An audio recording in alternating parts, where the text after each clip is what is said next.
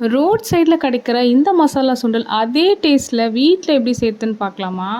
இந்த மசாலா சுண்டல் ரோட் சைடில் கிடைக்கிற அதே டேஸ்ட்டில் இருக்கும். அது செய்யறதுக்கு 1/4 கிலோ பட்டாணி 250 கிராம் பட்டாணியை 7 மணி நேரம் ஊற வச்சுருங்க. அது கூடவே இப்போ அது குக்கரில் சேர்த்துட்டு 1/4 டீஸ்பூன் மஞ்சள்தூள் 1 டீஸ்பூன் உப்பு சேர்த்துக்கோங்க.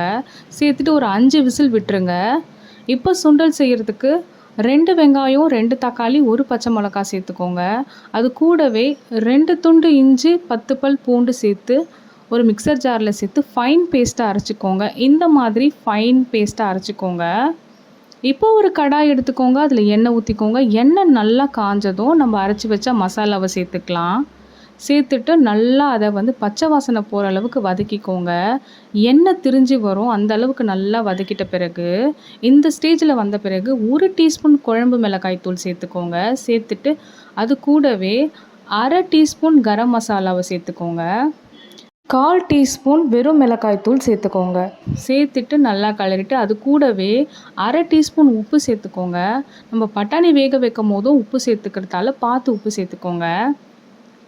நல்லா இந்த அளவுக்கு ட்ரையாக ஆன பிறகு இப்போ நம்ம மசாலா சுண்டல் வேக வச்ச தண்ணியை சேர்த்துக்கலாம். அது கூடவே 1/2 கப் அளவுக்கு தண்ணியையும் சேர்த்துட்டு நல்லா கொதிக்க விட்டுருங்க. நல்லா பச்சை வாசனை போகிற அளவுக்கு கொதிக்க விட்டுருங்க. இந்த அளவுக்கு கொதித்ததும் நம்ம வேக வச்ச பட்டாணியை சேர்த்துக்கலாம். எல்லா பட்டாணியையும் சேர்த்துக்கோங்க. சேர்த்துட்டு மீடியம் ஃப்ளேமில் வச்சுட்டு இதை அப்படியே க்ளோஸ் பண்ணி விட்டுருங்க. க்ளோஸ் பண்ணிவிட்டு ஒரு 5லேருந்து 7 நிமிஷம் அப்படியே குக் பண்ணிக்கோங்க.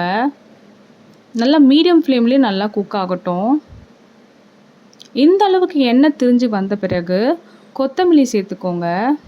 அது கூடவே 1/4 டீஸ்பூன் அளவுக்கு கரம் மசாலாவையும் சேர்த்துட்டு இறக்கிடுங்க. ரொம்பவே டேஸ்டான கடையில் கிடைக்கிற மசாலா சுண்டல் ரெடி ஆயிடுச்சு. இப்போ அந்த சுண்டலோட கொஞ்சம் கொத்தமல்லி கொஞ்சம் வெங்காயத்தையும் சேர்த்துக்கோங்க. அது கூடவே சோளாப்பூரியும் சேர்த்துட்டிங்கன்னா கடையில் கிடைக்கிற அதே டேஸ்ட்டில் மசாலா சுண்டல் ரெடி ஆயிடுச்சு. நீங்களும் கண்டிப்பாக இதை செஞ்சு பாருங்கள். ரொம்பவே டேஸ்ட்டாக இருக்கும். இந்த வீடியோ உங்களுக்கு பிடிச்சிருந்துச்சுன்னா சப்ஸ்கிரைப் பண்ணிக்கோங்க, லைக் பண்ணிக்கோங்க.